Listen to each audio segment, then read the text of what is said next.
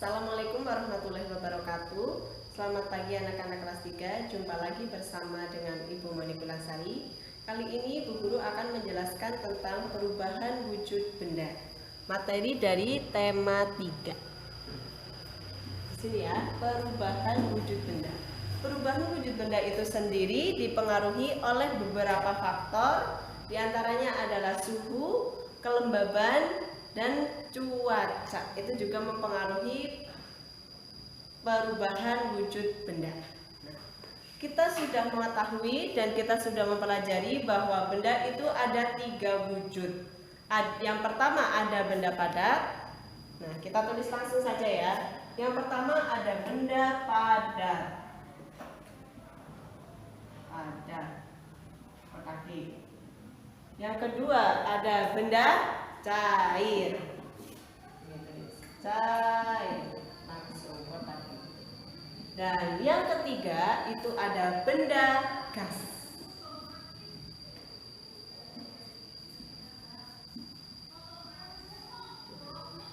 Ketiga benda tersebut memiliki ciri khasnya masing-masing ya. Jika benda padat itu identik dengan keras dan bentuknya tetap, benda cair itu mengalir dari tempat yang tinggi ke tempat yang rendah, membutuhkan wadah dan mengikuti bentuk wadahnya. Nah, benda gas sendiri itu adalah benda yang tidak dapat dilihat namun bisa dirasakan, dan juga benda gas ini kadang memiliki bau. Ya, contohnya salah satunya adalah oksigen. Nah, sekarang kita pokok utamanya adalah membahas perubahan wujud benda. Yang pertama ada perubahan wujud dari benda padat menjadi benda cair. Nah, kita tulis anak panahnya dari benda padat menuju cair. Anak panahnya, pangkalnya di padat, ujungnya ada di cair. Contoh perubahan wujud benda padat menjadi cair itu adalah ketika kita membeli es batu atau mempunyai es batu yang dipanaskan atau diletakkan di ruang terbuka. Es batu yang awalnya keras, atos, itu menjadi cair. Namanya disebut mencair.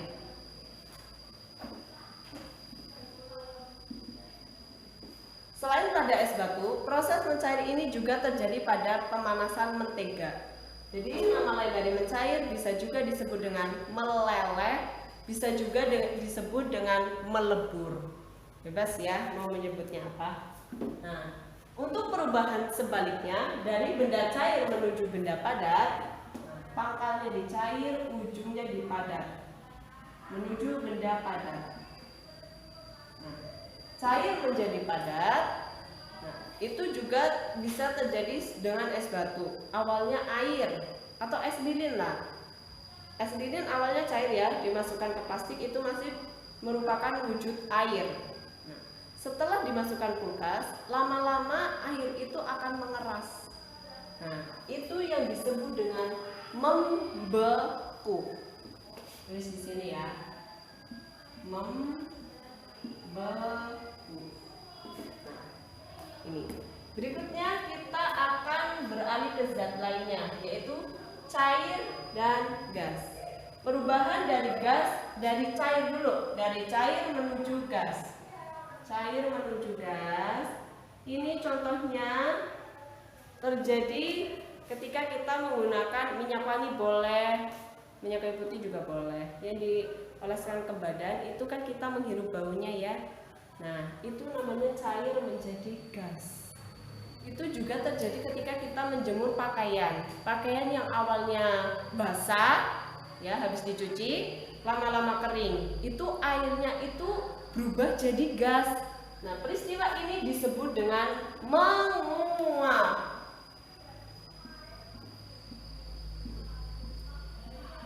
Menguap. Untuk sebaliknya, gas menjadi cair.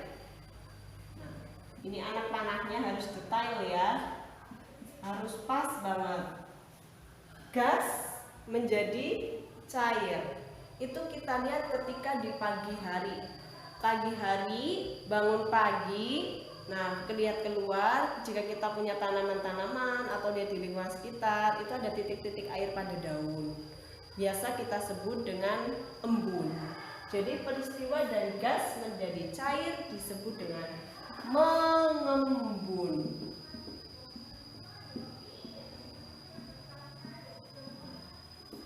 Mengembun. Nah, berikutnya yaitu perubahan padat ke gas. Padat ke gas.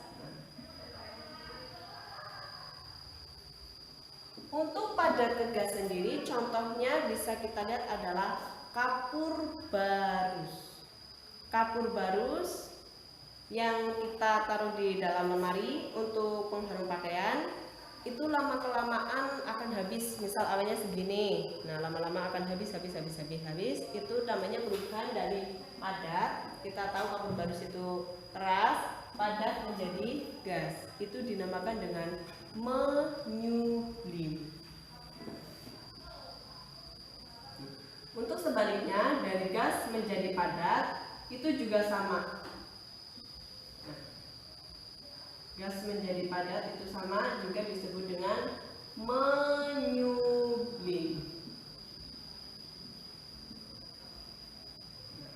Sama ya.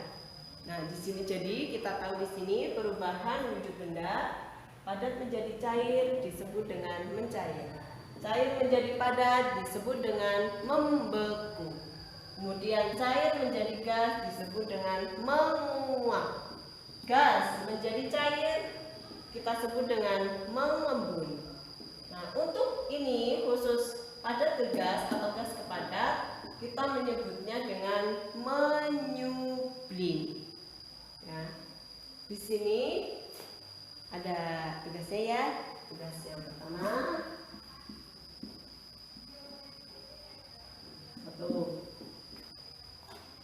tuliskan ya.